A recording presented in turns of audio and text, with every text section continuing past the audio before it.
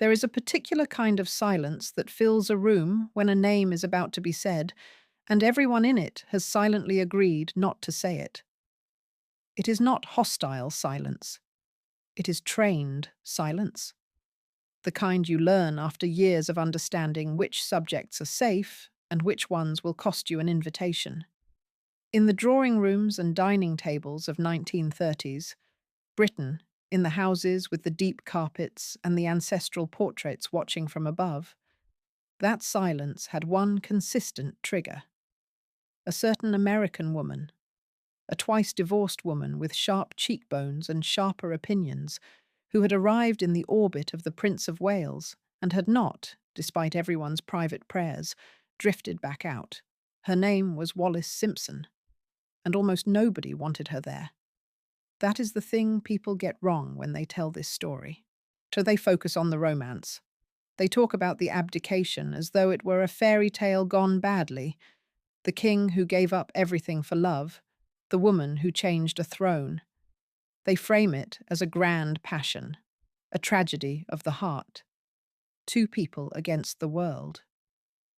But the world, in this case, was very specific. It was not an abstraction.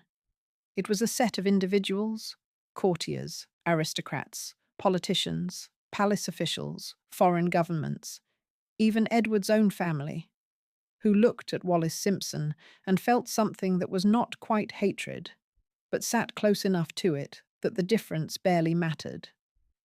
What they felt was danger, a particular, focused, aristocratic alarm that registers not in raised voices, but in the quiet rearrangement of rooms, in the guest list that is suddenly revised, in the private secretary who develops a habit of checking certain details twice, in the look exchanged across a dinner table between two people who have not spoken yet but have already agreed.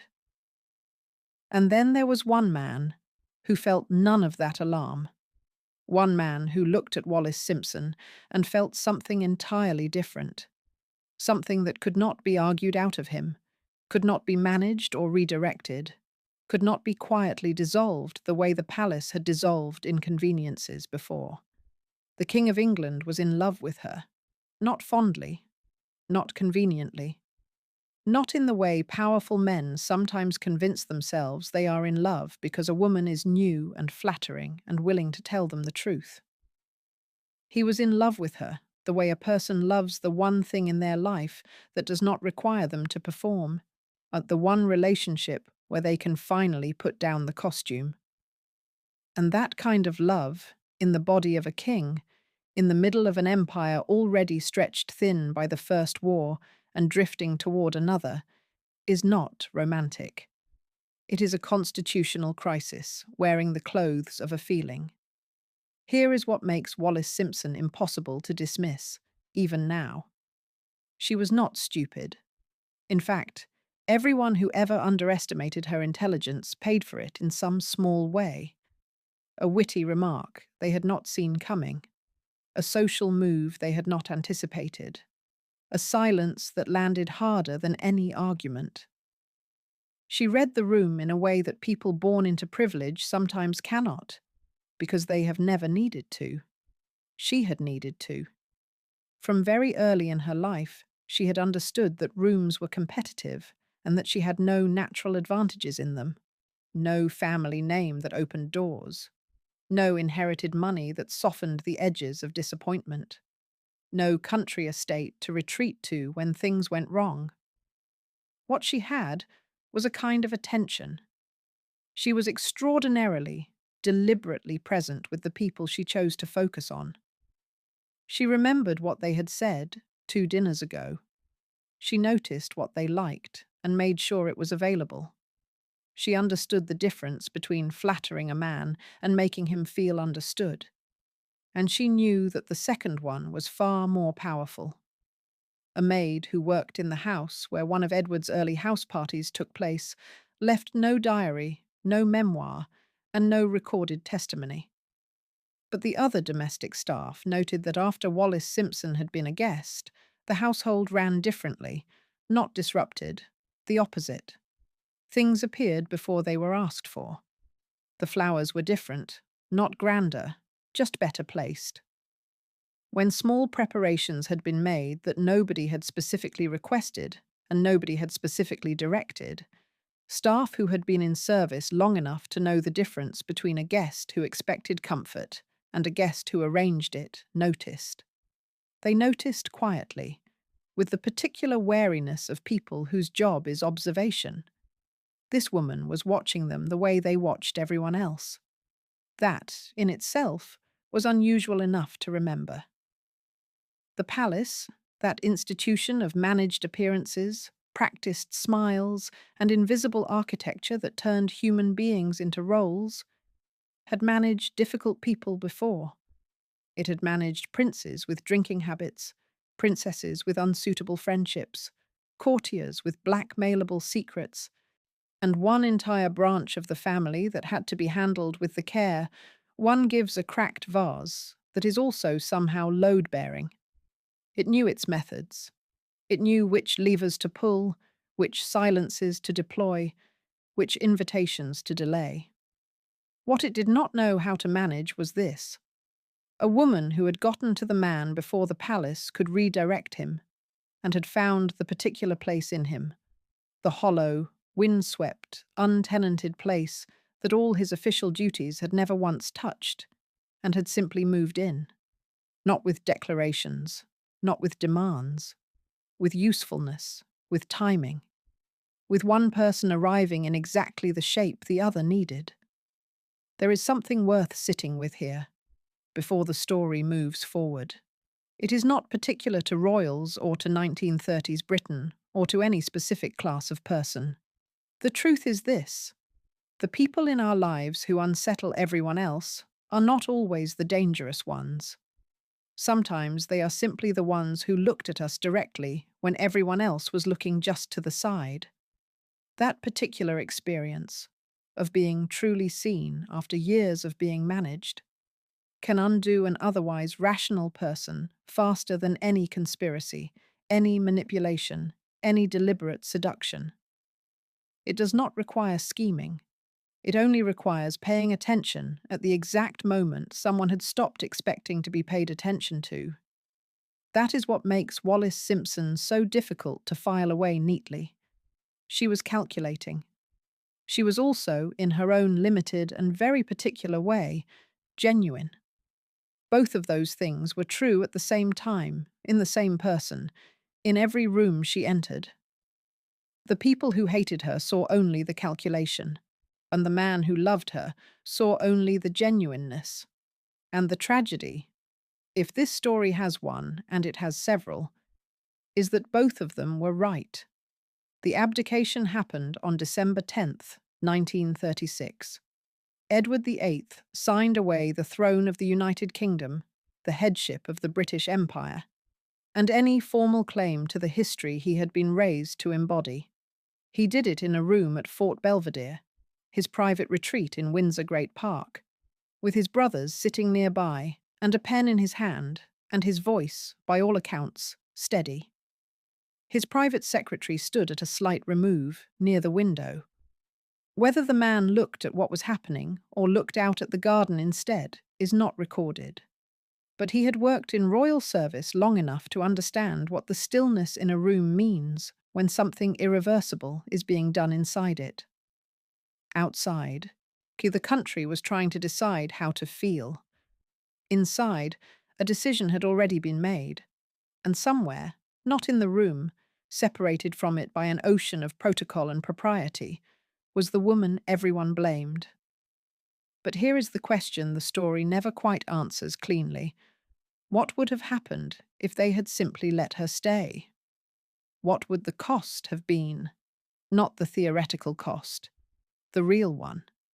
If a king had married a twice-divorced American woman, what would actually have broken? And if the answer to that question is less certain than the people who stopped it were willing to admit, what does that tell us about why, precisely, they stopped it? That is the question the palace never wanted asked, which is, of course, exactly why we are asking it. Baltimore in 1896 was not a city that forgave you for needing things. It was a port city, a working and proud, with the particular atmosphere of a place that has been useful for so long, it has stopped needing to explain itself. The streets smelled of ship fuel and cut stone, and, in the parts where the old families lived, the specific warmth of houses that were kept up carefully on budgets that were no longer quite equal to the task.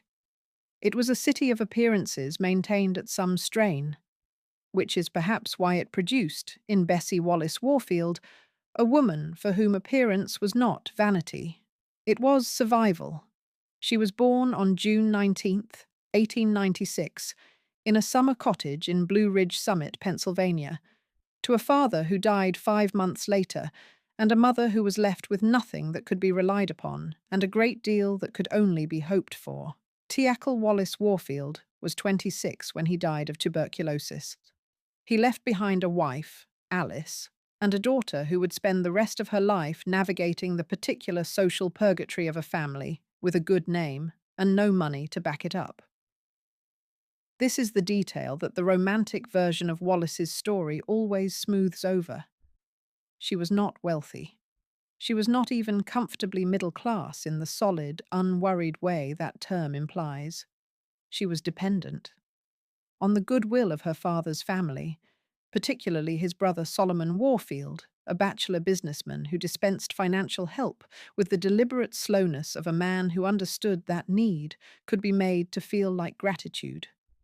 She grew up in boarding houses and rented rooms and the homes of relatives who could afford to take her in, and occasionally reminded her, in small, unspoken ways, that this was what they were doing. Her mother, Alice, was beautiful and warm and not especially equipped to be poor.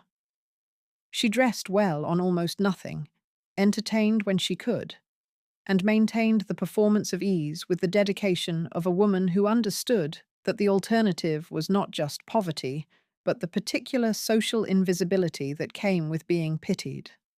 Wallis watched this performance from childhood. She did not admire it. She studied it. She took notes in the way a child takes notes when the lesson being taught is the most important one available. How to appear as though you belong somewhere, even when the evidence suggests otherwise. The houses where she grew up had tall windows and thin rugs and the faint smell of good intentions worn down by time.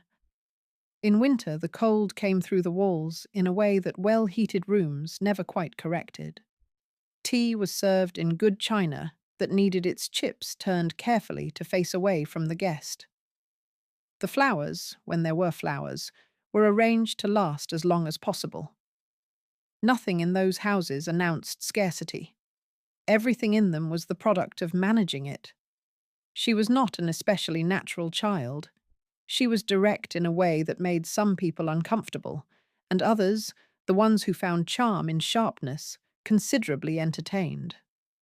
Her letters, even from her school years at Oldfields, a Maryland boarding school for girls of families exactly like hers, good name, stretched circumstance, showed someone who wrote the way she talked, without softening, without rounding the corners, without the decorative apologies that well-bred women of that era applied to everything as a matter of social hygiene.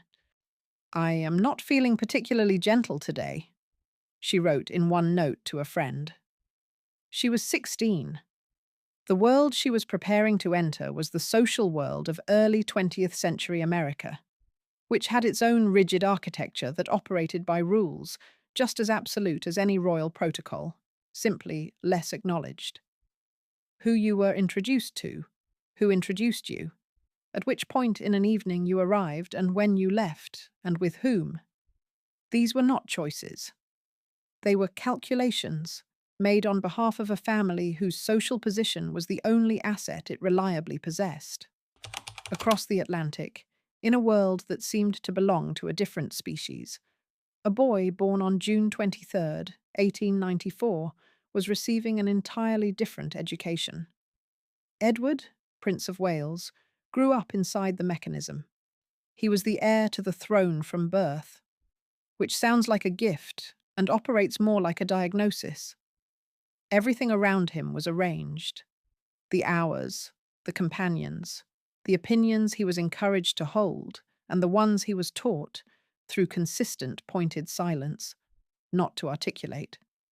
His father, King George V, was a man who understood duty so completely that he had never fully separated it from his own personality.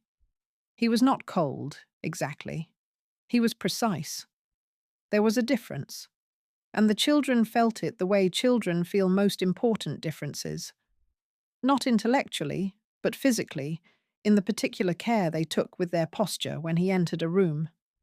His mother, Queen Mary, was the more internally complex figure, though she would have been the last to describe herself that way. She was, in the language of her era, composed, which is a word that sounds like a virtue, and sometimes operates as a wound. She managed her emotions with the thoroughness of someone who had concluded, early and finally, that emotions were primarily a social liability. She loved her children. She expressed it through arrangement, through the right book appearing on a desk, through a schedule protected in a specific way, not through warmth. Warmth was not her instrument. Edward was the eldest son, which in that family structure meant the most observed, the most constrained, and the least permitted. He was also the one who most visibly did not fit the mold that had been built for him. He was sensitive in ways that his father found mildly alarming. He was drawn to people, real people, not ceremonial people, with a kind of hunger that made advisors nervous. He liked jazz, and he liked Americans. He liked Fort Belvedere, the mock Gothic folly in Windsor Great Park that he had claimed as his own and turned into something almost domestic. With a garden he actually tended himself, with weekends that felt more like chosen life than required performance. That garden matters more than it sounds. A man with 6 royal residences who chooses to spend his weekends pulling weeds in a garden he planted himself is telling you something about where his real appetites live. He wanted something that was his, something that responded to him directly, that grew or failed based on what he did rather than on who he was born to be. Something that did not require ceremony. What he could not have, in 1930s Britain, was a private life that the palace did not manage. He was 30 when he began the slow, gradual social drift that would bring him into a circle that included Ernest and Wallis Simpson. He had had relationships before, with Frida Dudley Ward, with Lady Thelma Furness. Relationships that the palace watched with its particular sideways attentiveness, relationships that were, while not officially approved, at least understood. Frida was discreet. Thelma was glamorous and temporary feeling. They were of a social type that the palace could place. They came with contexts it recognized. Wallis Simpson came with an American accent, a previous husband still living, and a directness of manner that several members of the court found actively unsettling. She did not defer, not reflexively, not as a posture, not in the way that women of her era were expected to defer to men of rank. She engaged, she pushed back. She made the Prince of Wales work for her good opinion, which was, for a man who had been flattered since birth by people whose livelihoods depended on flattering him, something between a novelty and a revelation. The era itself was turbulent in ways that affected everyone in this story, whether they admitted it or not. The 1930s in Britain smelled of anxiety wearing old wool. The First World War had finished the idea that Europe's aristocracies were morally or practically necessary. The Depression had arrived. Fascism was organizing in Germany and Italy with an efficiency that many in the British establishment found admirable before they found it alarming. The monarchy was the one institution that had survived the general discrediting of hereditary power by being, essentially, decorative. Its survival depended on its continued ability to perform stability, to look, in every photograph and every public appearance and every official statement, like something solid and permanent in a landscape that was crumbling around it. A king who could not be controlled was not simply a personal problem. He was an institutional liability. And Edward, by 1934, was becoming increasingly difficult to contain. The palace watched. It always watched. It did not act immediately, because acting immediately draws attention, and the palace's preferred method was not confrontation. It was adjustment. Slow, invisible adjustment. The kind that happens in corridors and on telephone lines and in the particular phrasing of a private secretary's memo. And that leaves no fingerprints at all. The lesson Wallis Simpson learned first was the one that stays longest, that people who need you perform warmth and people who don't perform indifference, and that the difference between the two performances is almost impossible to detect from the outside unless you have spent a childhood trying. She was 8 years old when her mother remarried. John Freeman Racine was a Baltimore Democrat and a man of moderate means who offered Alice Warfield stability and offered Wallis something considerably less definable. He was not cruel. He was not actively unkind. He was simply a man who had married a woman and not particularly considered what came attached to her. There was a stepfather in the house, and there was Wallis, and the gap between those two facts was never quite filled in a way that felt permanent.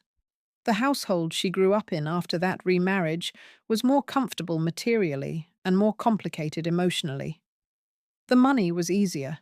The belonging was not. She learned, during those years, to read the temperature of a room before she announced herself in it. She learned to arrive knowing where she stood, rather than trusting that others would tell her. She learned that the kindest faces in a domestic situation are sometimes the ones most careful to remind you, at regular intervals, that your presence there is a choice they are making, not a fact they are required to honor. That knowledge does not make a person cruel. It makes a person precise. There is a difference, and it is an important one. Cruelty aims at others. Precision aims at situations. Wallis became, in those early years, situationally precise in a way that would serve her in every drawing room and dining table and country house she ever entered. She could assess the power structure of a room inside the first 20 minutes. She could identify who was performing authority and who actually held it.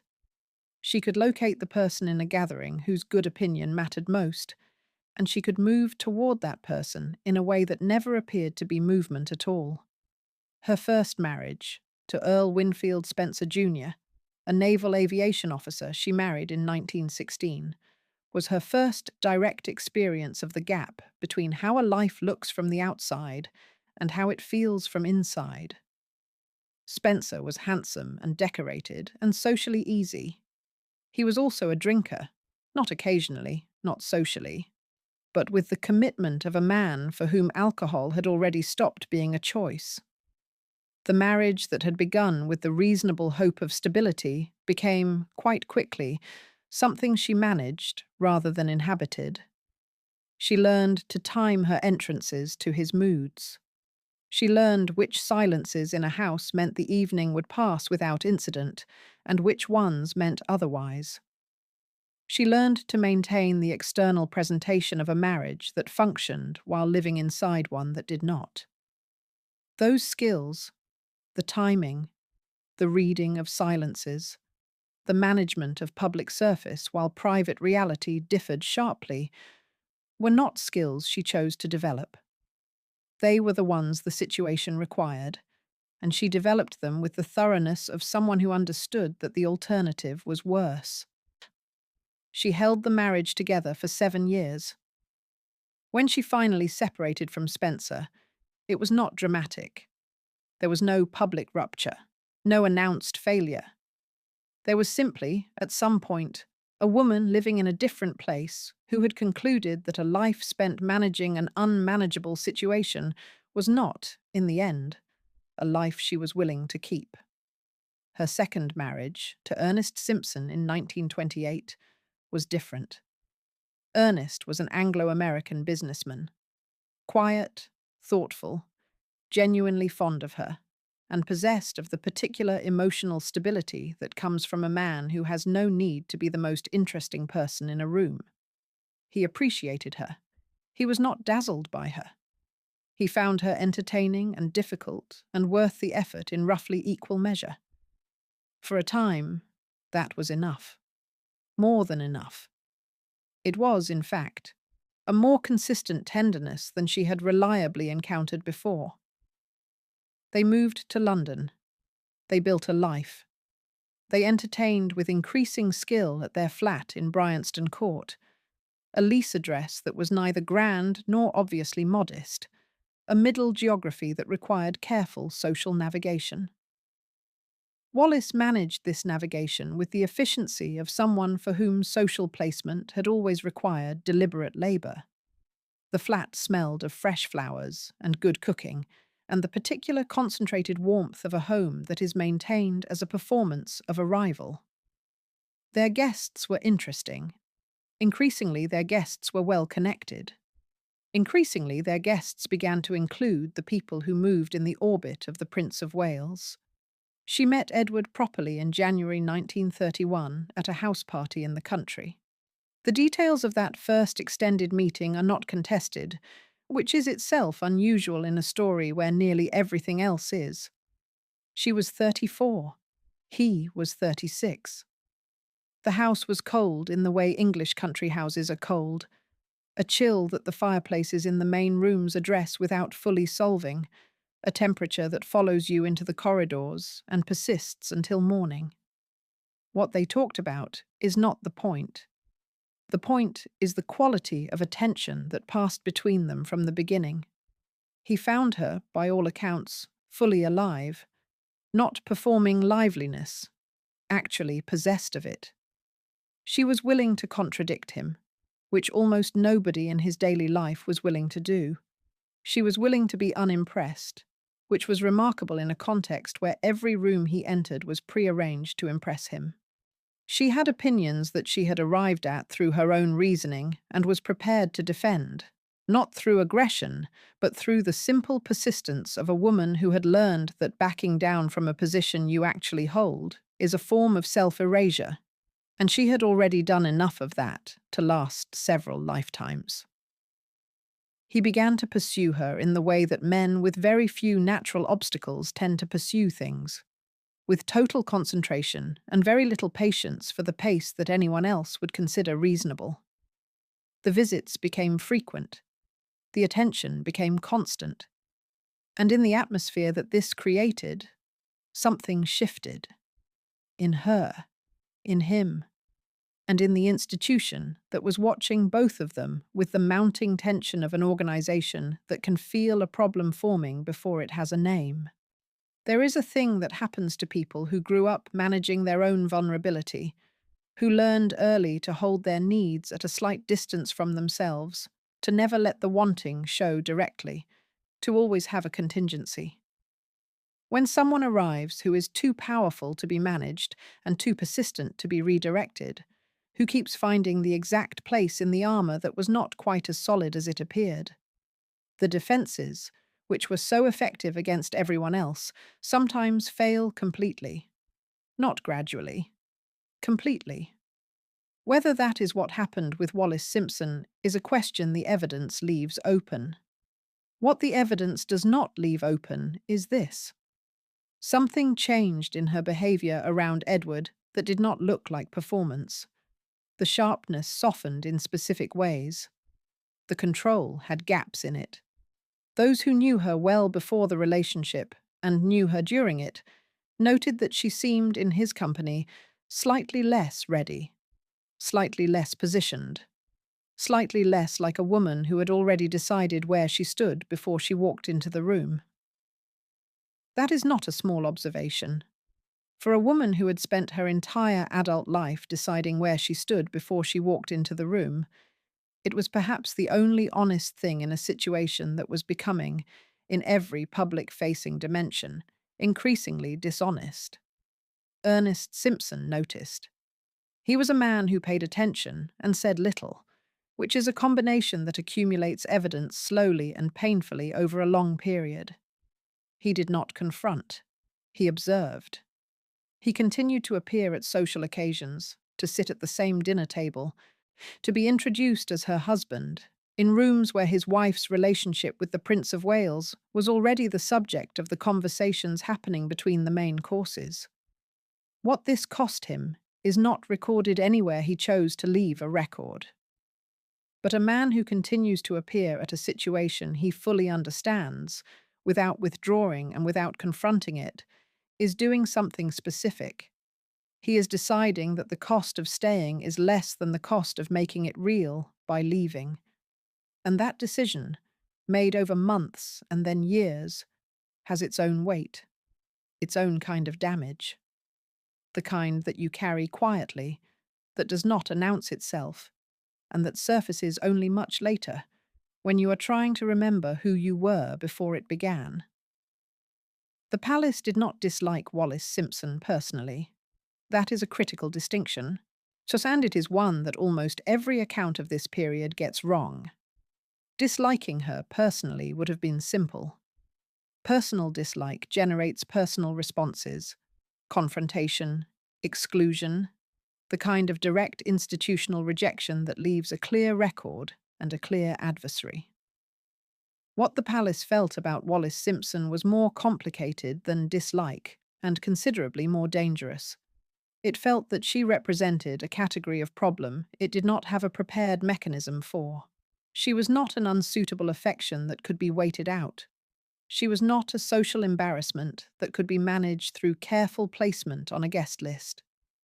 She was a woman who had reached the inside of the king's decision-making apparatus and was influencing it in ways that the apparatus could not intercept, because she did not operate through the apparatus.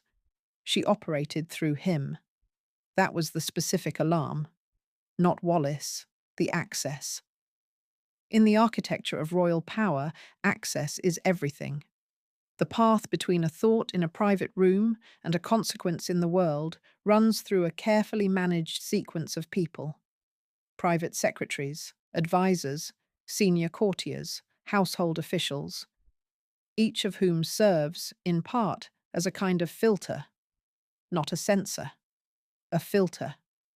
Someone who can translate the immediate feeling of a difficult morning into a considered position, who can catch the impulsive decision before it becomes an official act, who can slow the mechanism down when slowing is what the situation requires. The palace ran on this management of distance between the man and the decision. Wallis Simpson did not understand this architecture, or she understood it and did not respect it, which from the palace's perspective amounted to the same thing. When she was with Edward, the filters were not in the room. The advisors were not consulted. The carefully prepared approach to a sensitive situation arrived at Edward's desk the next morning to discover that he had already taken a different approach at 11 the previous night, over dinner, having discussed it with Wallis and found her view of it more compelling. This happened often enough that certain senior members of the royal household developed a habit of inquiring, before preparing their analysis of a sensitive matter, whether the king had already spoken to Mrs. Simpson about it. The inquiry was made in neutral language. The anxiety behind it was not neutral at all. There is a meeting of minds that happens between two people who have both spent their lives not quite trusting the official version of things, who both came to the same general conclusion, from very different directions, that the picture being presented for public consumption and the reality it claimed to represent were not reliably the same. Edward had grown up watching the machinery of monarchy from inside it. He knew which official positions were performance and which ones had actual conviction behind them. Wallis had grown up watching social performance from the outside, learning its grammar, understanding its purposes. Between them, they had a fairly comprehensive map of how constructed most of the official world actually was. That combination was threatening to people who depended on the official world being accepted at face value. Stanley Baldwin, the Prime Minister, met with Edward in October 1936 as part of the increasingly urgent effort to separate the king from the possibility of marriage. His files from that period, the ones available, have the quality of a man doing arithmetic and not liking what the numbers produce. He was not opposed to Wallis Simpson because she was American or because she was twice divorced, though both of those facts were genuinely impossible for large sections of the British establishment and the Church of England to absorb. He was opposed to her because he had by that point concluded, correctly, that if she became queen, the constitutional settlement that kept British politics functional would be destabilised in ways that were not easily corrected. A king with a wife who held strong opinions and communicated them to him directly, outside the management of the official apparatus, was not a new phenomenon in history. The results were not usually good for the apparatus. His Majesty's household was run, during this period, by men who had trained for a different king. They had prepared for a continuation of the George V model: ceremonial, restrained, institutionally deferential, predictable. Edward was none of these things, and they had managed that reality with varying degrees of success since his accession in January 1936. The question of Wallis Simpson brought all the existing management difficulties into a single, unavoidable point. A footman who worked the private dining rooms at Buckingham Palace during this period left no written account. But domestic staff, who had worked in royal service for any significant length of time, understood something that official household members were too formally positioned to say directly. The temperature of a house follows the mood of its principal occupant. When things were unresolved, specific rooms became the ones people passed through quickly. The small study that connected the private apartments to the official corridor was noticed by those who went through it, because those who went through it were consistently in a state that required the walk to reset something. The palace tried 4 things, more or less in sequence. First, it tried containment. Wallis was not invited to official functions. She was not mentioned in public statements. The relationship was treated as though it did not officially exist. This is the approach that works on nearly everyone, because nearly everyone cares about official acknowledgement. Wallis had spent her life managing the gap between her official status and her real position, and she was not particularly destabilized by the gap. The containment strategy required her to mind the omission. She did not mind it enough. Second, it tried information. The senior officials around Edward began constructing a picture of what marriage to Wallis would require, what it would cost, what the constitutional implications were, and presenting it to him in the most factual and least emotional way they could manage. This is the approach that works on people who are primarily reasoning toward a decision. Edward was not reasoning toward this particular decision. He had already made it. He was now reasoning about the consequences, which is a different cognitive position and requires a different intervention. They were presenting him with the inputs for a calculation he had already completed. Third, it tried external pressure. This is where things become considerably less clean. Various members of the establishment, particularly Press Baron Lord Beaverbrook and certain figures in the Conservative Party, were drawn into a management effort that involved suppressing specific information in the British press, while it circulated freely in American newspapers. British readers were not, for most of 1936, receiving the same account of their king's private life that was available to readers in New York and Baltimore. This was not accidental. The press barons who participated in this suppression did so for reasons that mixed genuine institutional concern with personal interest in ways that were not always separable. The gap between what the British public was being told and what was true became, by the autumn of 1936, so wide that the palace itself was not certain how to cross it without causing more damage than the crossing was worth. Everything had been held together so long that holding it together any further required effort on a scale that was no longer invisible. Fourth, and finally, it tried the Queen. Queen Mary, Edward's mother, had been watching this situation with the attentiveness of a woman who had sacrificed a very great deal to the institution and had strong opinions about those who appeared willing to sacrifice rather less. She met with Wallis Simpson once, formally. The meeting was brief. The civility was precise. What passed between them is not known directly. What is known is that after the meeting, certain members of the household noted that the Queen had returned to her private rooms and requested that her afternoon tea be brought without the usual small social additions. She drank it alone. She did not discuss what had been said. Some conversations are kept private not by discretion, but by the particular quality of what happened inside them. The kind of exchange that cannot be summarized without sounding petty, or cannot be described without revealing how much it hurt.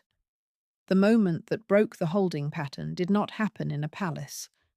It happened in a newspaper office in Ludgate Circus, London, on the morning of October 28, 1936, when the Bishop of Bradford, Alfred Blunt, delivered an address to his diocesan conference that contained a somewhat oblique reference to the King's need for grace from God, given the responsibilities of the upcoming coronation. The bishop later insisted he had meant nothing particular by it. Whether he meant it is not the point. The Yorkshire Post printed it. The provincial press picked it up. And the story that the London press had been sitting on for the better part of a year, under the collective weight of proprietorial loyalty, press self-censorship, and a general establishment agreement that the British public was better not knowing, broke wide open. What followed has the quality, in retrospect, of a dam giving way. It was not that the public had not suspected. Some had. Those who read American papers or moved in circles where the Wallis situation was discussed frankly had known for months. But knowing as rumour and knowing as official public knowledge are two different conditions, and the transition between them happened in the space of about 48 hours in early November 1936, with the sudden collective release of months of accumulated tension. The public response was not what the palace or the government had necessarily predicted, and this is one of the parts of the story that tends to get simplified in retrospect.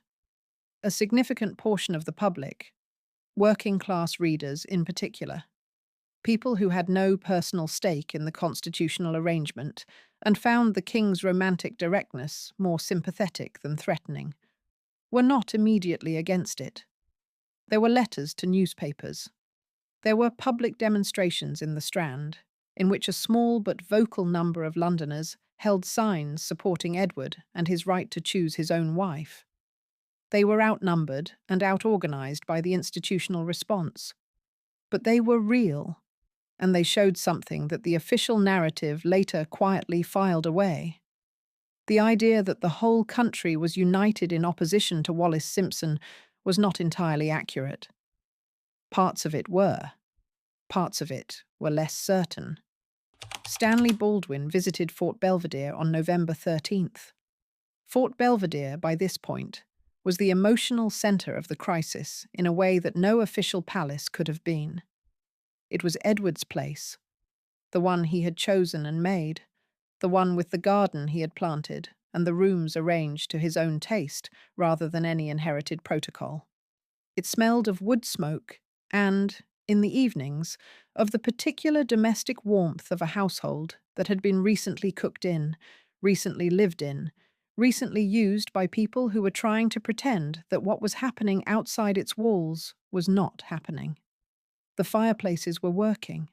The carpets were his choice. The portraits were faces he had selected. Baldwin arrived into that warmth, carrying a document that reduced the situation to its constitutional fundamentals. Edward was told, clearly and finally, that there were three options available to him. He could give up Wallis Simpson.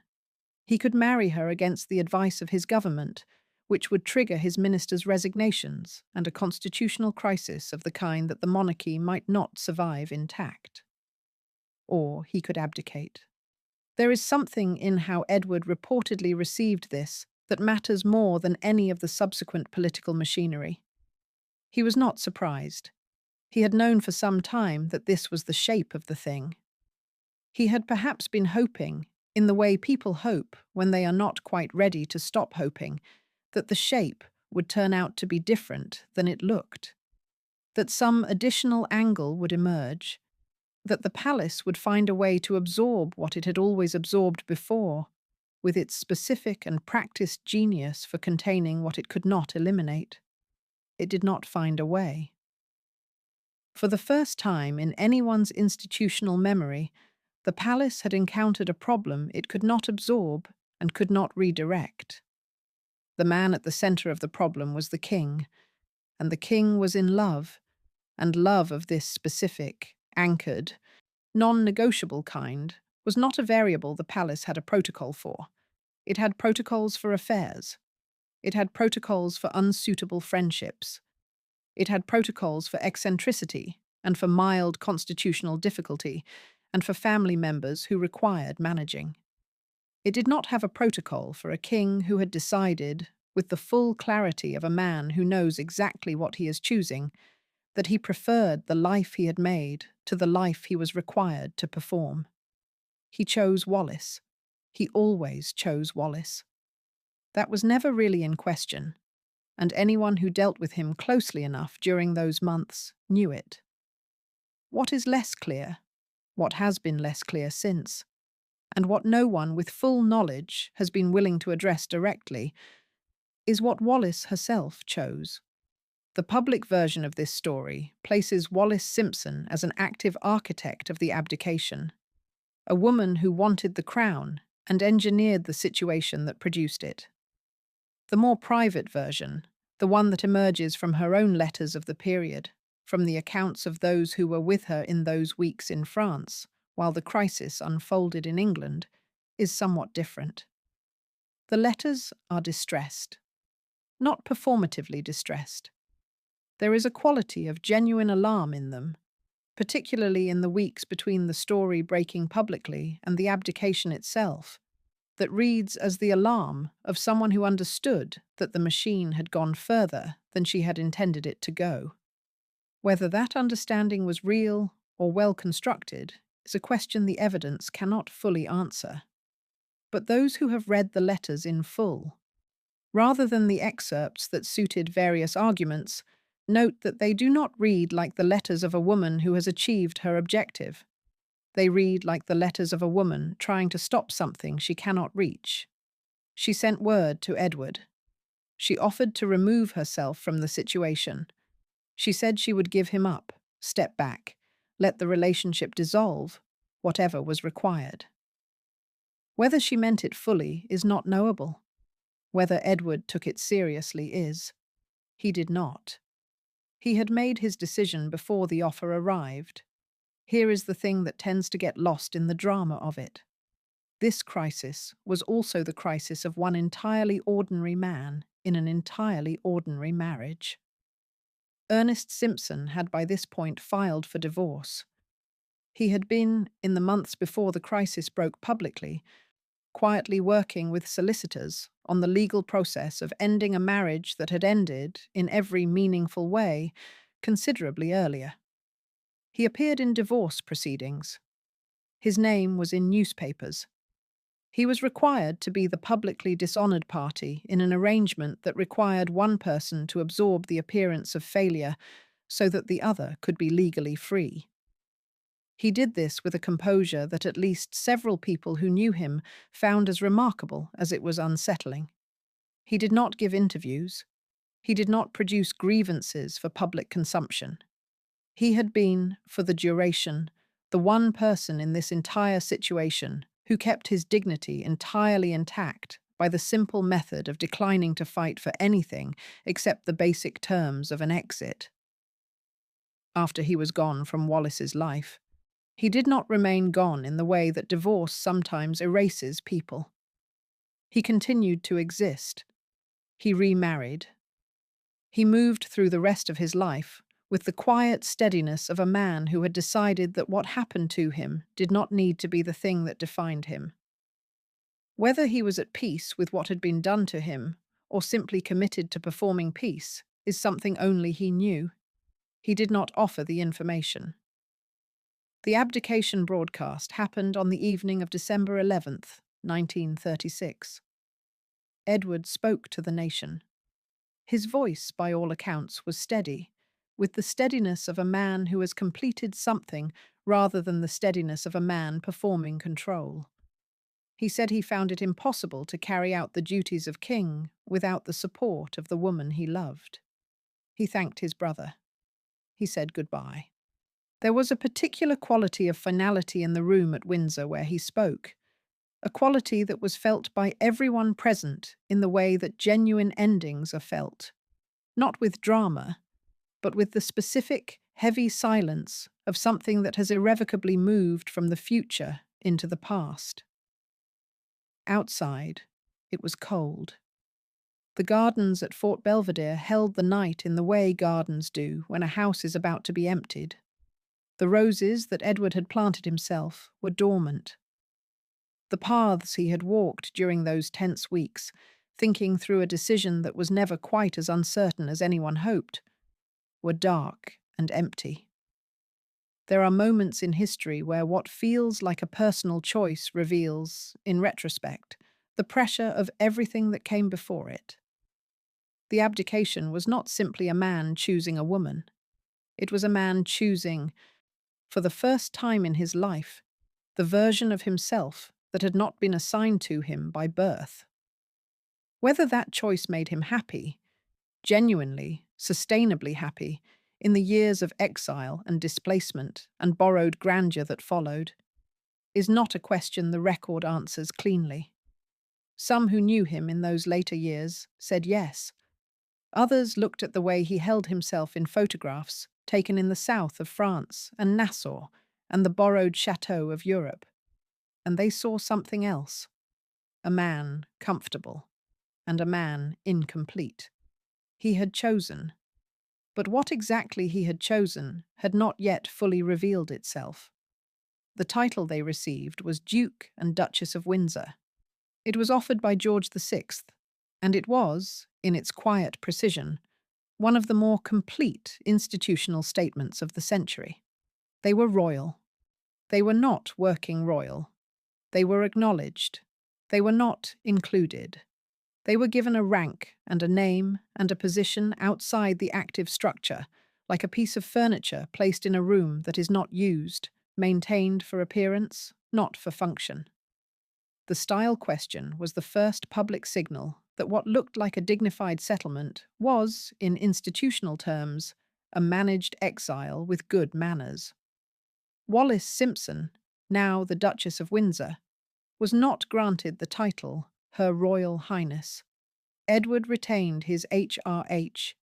His wife did not receive it, which meant that by the protocol of the time, when in the presence of royalty, she was required to curtsy to members of the family who outranked her, while her husband, though no longer king, was not. This is not a footnote. This was a daily, physical, embodied reminder that the institution had made a determination about who she was and where she stood, and that no private arrangement between Edward and his family would override it. Edward was furious about this, in the concentrated, helpless way of a man who has traded away the only thing that would have given him the leverage to change it. He wrote letters.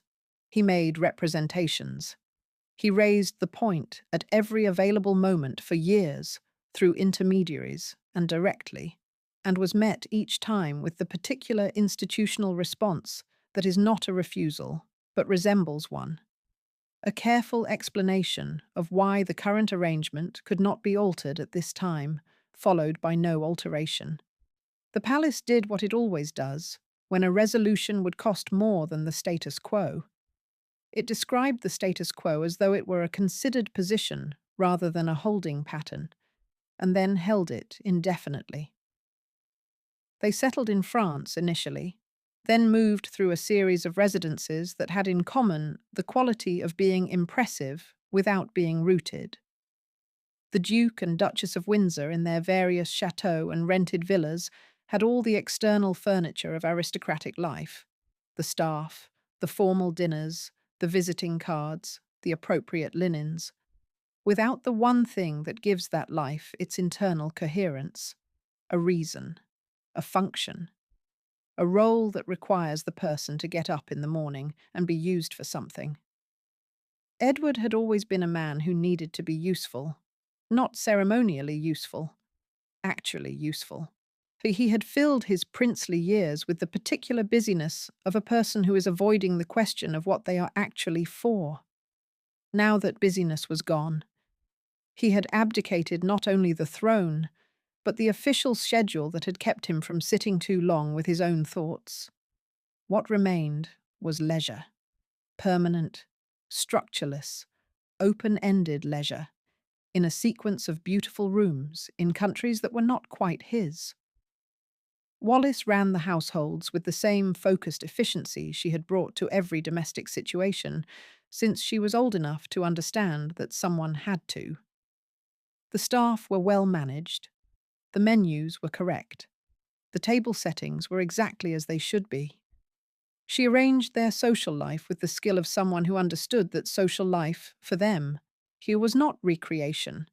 It was the entirety of their public existence, and it needed to be maintained with the same seriousness that official duties would have required. The social world of Parisian and Riviera expatriate aristocracy was not ungenerous to them, particularly in those early years. They were interesting. They were famous. They came with the glamour of a sacrifice that, to certain sensibilities, looked romantic. The dinners were attended, the invitations were accepted. But there was a quality to their social position in those rooms that was not quite the quality of belonging. They were guests in a world that had no mechanism for incorporating them permanently.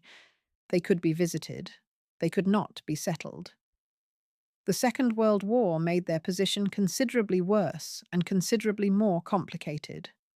Edward, as Duke of Windsor, was appointed Governor of the Bahamas by Churchill, a posting that was understood by everyone at the time as what it was: a way of getting him far enough away from Europe that the complicated questions about his political sympathies, questions arising from the 1937 visit to Germany, the handshake with Hitler, the various meetings and conversations that German intelligence records later documented with uncomfortable specificity, could be administratively contained without being directly confronted. Whether Edward was a Nazi sympathizer in any meaningful ideological sense, or whether he was a politically naive man who was used by German intelligence and then by his own government's anxious management of that use, is a question the evidence does not settle cleanly. What is clear is that he was not trusted. Not by Churchill, who liked him personally, and not by the palace, which had reasons for its own caution that preceded the war entirely. The Bahamas posting was the geographic expression of that untrust, an arrangement that kept him employed and controlled and positioned outside the theatre of events where his presence might complicate things. Wallis in Nassau was, by all contemporary accounts, miserable in a way she managed rather than expressed. The islands were hot in a way that the European life she had built did not prepare her for.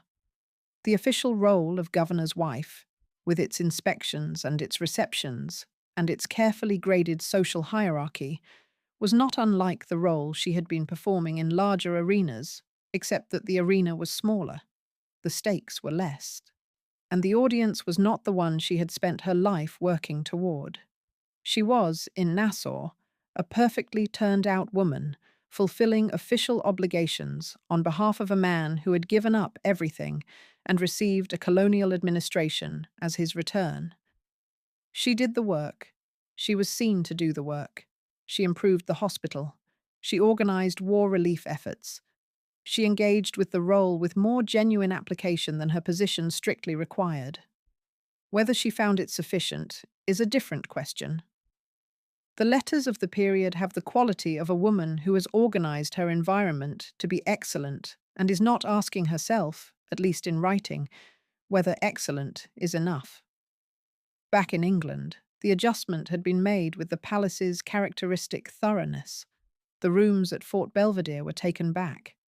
The personal details of the former king's residency there were cleared with the efficiency of an institution that understood that physical spaces carry memory and that memory, left unmanaged, constitutes an argument. The garden he had planted was maintained by professionals who had not known him. The particular quality of something chosen and personal and his was gradually replaced by the professional neutrality of a maintained royal property.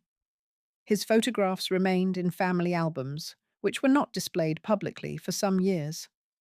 His name was spoken in official contexts, with the careful neutrality of a subject that has been assessed and found to contain more danger than its size would suggest. Not erased, managed. There is a difference, and it is one the palace always understood. The people who had supported the marriage, those voices in the Strand, those letter writers, those ordinary readers who had found the idea of a king choosing love over duty briefly sympathetic, were not punished. They simply gradually revised their position as the war came, and the new king's reliability became the available contrast, and the abdication began to look less like a love story and more like a lucky escape. George VI, shy and stammering and solidly present, who had not wanted the throne and had stepped into it with the particular grace of a man doing what is required because he is, constitutionally, the kind of person who does what is required, became the figure the narrative needed. He was not a better person than his brother. He was a more manageable king. History rewarded him for the difference. Wallis Simpson died in Paris on April 24th, 1986. She was 89 years old. Edward had preceded her by 14 years, dying in 1972 at the house in the Bois de Boulogne that they had rented for decades from the French government. A house that was comfortable and well appointed, and was not, in any fundamental sense, theirs. He died of throat cancer, in a bed in a room where the curtains were drawn against the Paris afternoon. The Queen had visited him shortly before his death, a visit of perhaps 30 minutes, during which the two people in the room were a very old man who had once been king and a woman who was king in every way, but the one that had required him to stop. What was said between them was not recorded by anyone who was there. The door was closed. What remained in the room when it reopened was the particular quality of air that follows an exchange between two people who have finally stopped needing anything from each other.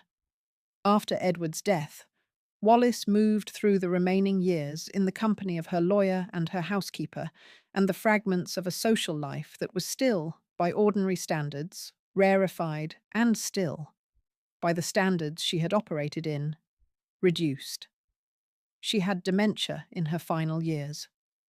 The exact quality and progression of this is uncertain, though several accounts agree that by the early 1980s she was not reliably present in the way she had been, not managing the room, not reading the temperature, not placing herself with the precision that had been, for most of her life, as automatic as breathing. She was buried at Frogmore, beside Edward, in the grounds of Windsor Castle. This was permitted. This was, in fact, arranged by the Queen, who had also permitted Wallis to lie in state at St. George's Chapel before burial, which required her body to return, briefly, to the institution that had spent 50 years maintaining its distance from her. The British public who came to pay their respects were perhaps not enormous in number, but they came. The official story, the one that survived with the most structural support, was the one that had always served the institution's interests most cleanly. Edward was weak, romantic, and constitutionally unsuitable. Wallis was ambitious, scheming, and constitutionally impossible. The abdication was therefore unfortunate, but ultimately necessary. And the result, a reliable, wartime king in George VI, followed by the 60-year steady reign of Elizabeth II, was evidence that the institution had been right to manage the situation as it did. That story is not entirely false. It contains real components. Edward was, by several indicators, not well suited to the constraints of constitutional monarchy. His impatience with official process, his tendency to take positions outside the established channels, his political sympathies in the 1930s, none of these would have been comfortable in a working king. The palace's alarm was not entirely institutional self-interest. Some of it was legitimate constitutional concern, and distinguishing the two is not as easy as some accounts of this period would prefer. But the story is not entirely true either. The version that required Wallis Simpson to be a schemer of sufficient scale to bring down an empire is not supported by the evidence available, even the evidence that was supposed to support it.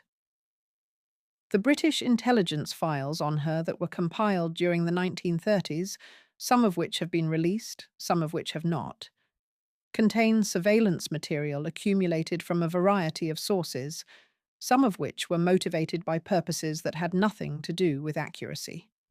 What they establish is that she was watched. What they do not establish, cleanly, is that she was dangerous. Who benefited from the simplified version? The palace, most obviously. A story in which the king was seduced and manipulated is less threatening to the institution's authority than a story in which the king made a considered, adult choice that the institution overrode. The first story makes Edward a victim. The second makes the palace a political actor with specific interests it was willing to protect through specific means, including the management of public information on a national scale. The institution preferred the first story. The first story has generally been told. The government benefited.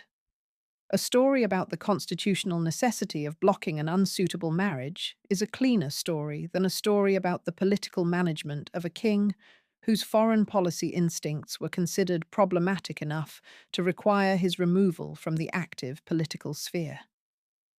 The government knew things about Edward's wartime sympathies that were not made public until decades later. The abdication removed a problem that was, in some quarters, being considered to have multiple dimensions. The romantic dimension was the one that could be displayed. The Church benefited.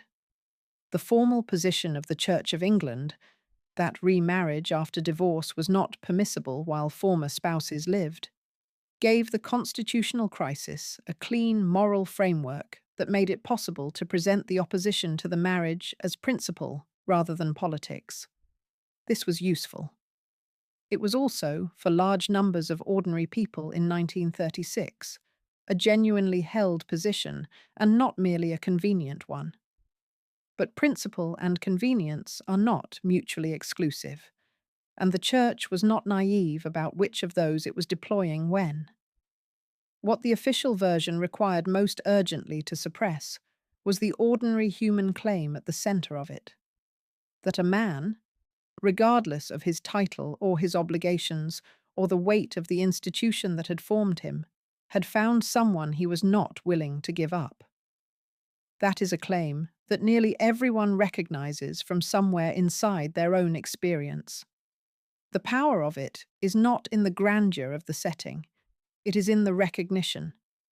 That particular, unbidden recognition of having wanted something so specifically that no argument against it landed, of being unreasonable in a way you could not manage yourself out of, is the thing that made the abdication legible to people who had no stake in the constitutional question at all. The palace understood this. It was one of the things that made the situation so difficult to simply dismiss. Wallis Simpson spent the last decade of her life largely silent, which was, for someone who had spent her entire adult life being precise about language and deliberate about communication, perhaps the most complete reversal the institution could have asked for. She was not able to correct the record. She was not able to revise the story. She held the contents of the past in a mind that was no longer reliably holding anything, and what was lost in that losing is not recoverable. Her clothes, after her death, were auctioned. They were extraordinary. Mainboche, Schiaparelli, Dior, a physical archive of a woman who had understood, from the beginning, that how you looked was the one thing you could absolutely control when almost everything else was beyond you. They sold for prices that reflected the fascination the woman herself had always generated. Not sympathy, necessarily. Fascination. Which may be what remains when everything else has been processed and filed and managed into an official story. The specific, unkillable curiosity about the person inside the narrative. There is a room in the Villa Windsor, the house in the Bois de Boulogne, that was kept essentially intact for years after Wallis's death. Her arrangement of objects is still there in photographs. A particular table, a particular lamp. The flowers in the photographs are long gone, but the shape of how she organized the room is preserved. The specific placement of things that revealed, in the way all domestic arrangements reveal, how the person who made them understood the space they were living in. She placed herself carefully. She always had. From the house in Baltimore with the chipped china to the rooms of Europe's grandest hotels, to the house in the wood outside Paris that she would rent for the rest of her life but never own. She arranged things so that what was seen when you walked in was not want, not history, not the complicated weight of a life that had been loved and mistrusted and used and discarded and blamed and protected, and finally, in the dementia years, simply held, like something fragile that nobody knew where to put down. Outside that house, in the Bois de Boulogne, the trees went on being trees, the same trees that were there when she arrived, the same light coming through them in the same way. A long way from Baltimore, a long way from the palace, in a house that was never hers, in a country that was not hers either, under a name that had once threatened to bring down a throne, still and quiet. The sound of old leaves. Almost every account of the abdication crisis names the same cast of characters: Edward, Wallis, Baldwin, the Archbishop of Canterbury, Queen Mary. The crisis arrives, the characters respond, the outcome occurs. The narrative is clean in the way that narratives become clean when enough time has passed and enough people with complicated knowledge have died. But there is a figure in this story who appears in most accounts as a minor participant and whose actual influence on the shape of the crisis is, on examination, considerably harder to dismiss. Queen Mary. Not as a mother managing a wayward son, that role she played openly, and it is well documented, as a constitutional actor, as a woman who understood, with a clarity that was not available to her more publicly prominent male counterparts, exactly what the institution required, and who was willing to do what was required without the hesitation that comes from caring how history would record it.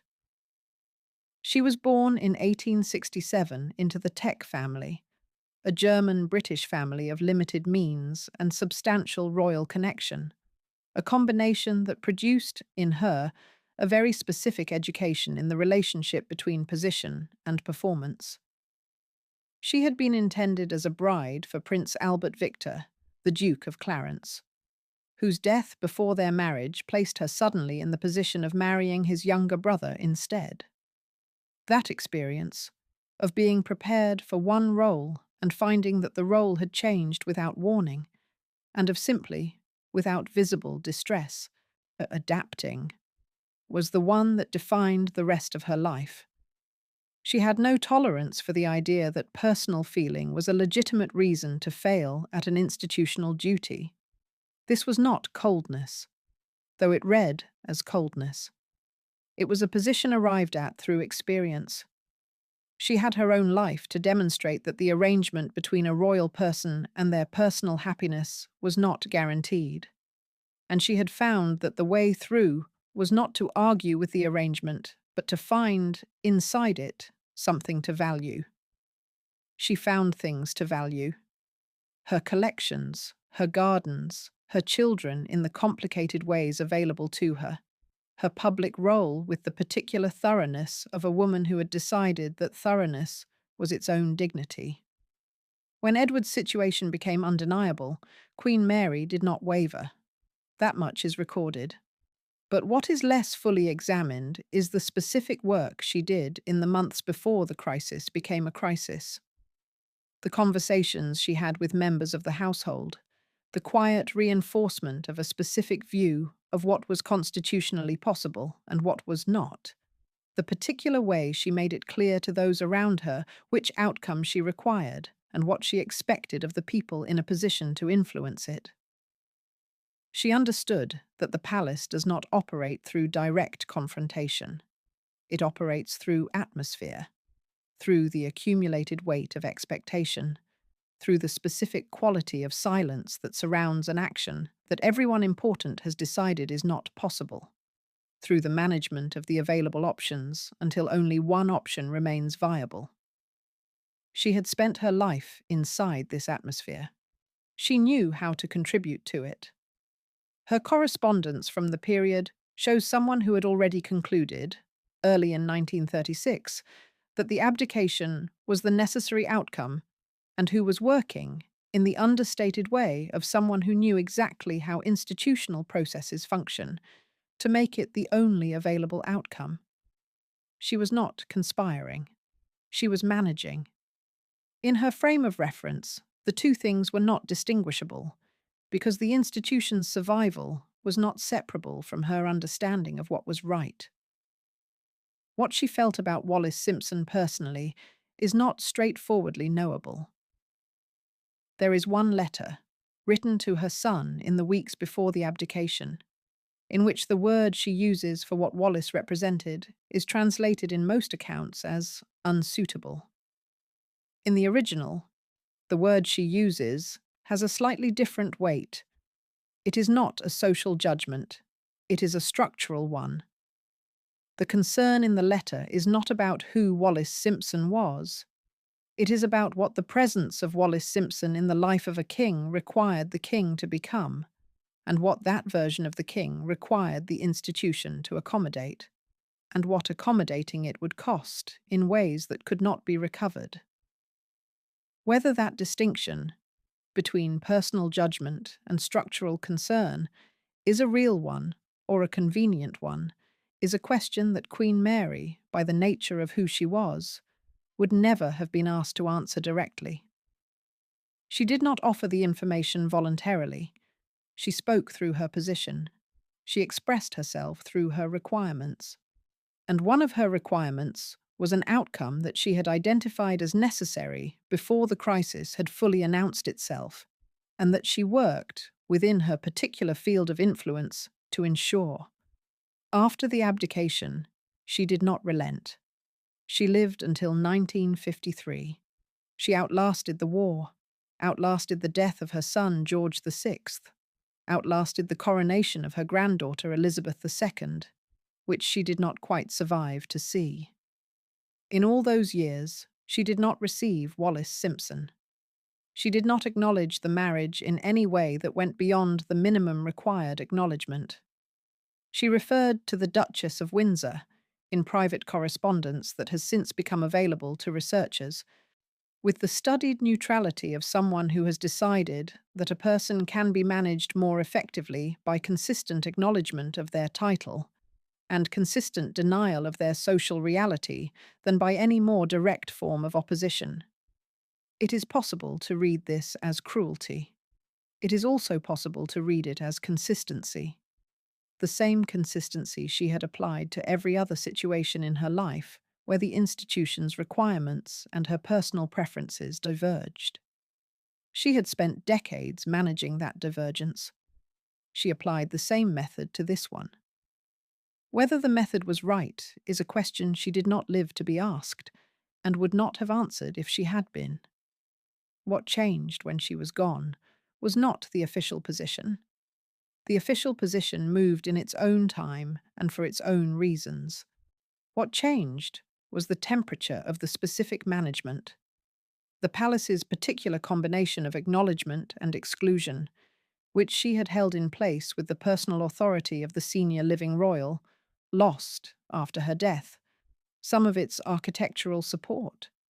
The structure she had maintained required her active maintenance. Without her, certain adjustments became possible, not reversals. Adjustments. The HRH question was never formally resolved in Wallis's favour. But when Wallis died, she was brought to Windsor. She was allowed a dignity in death that the institution had not extended to her in life. Whether this constitutes a verdict is a matter of interpretation. Whether it constitutes an admission is a matter of the particular institutional silence in which it was performed. Queen Mary had known something that most people in the crisis were too close to see clearly, that the institution outlasts its individual confrontations, that what feels, in the moment, like an existential threat is, from the institution's longer view, a managed episode, not comfortable, not without cost, but manageable in time if the right decisions are made at the right moments by people with sufficient authority and sufficient coldness. She made them. She had the authority.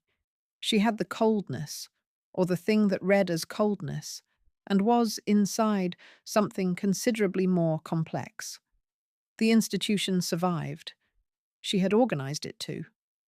Whether the person inside the episode, the woman who had arrived in the wrong century with the wrong name and the wrong number of previous marriages and the exact right quality of attention, survived, is a question with a different kind of answer.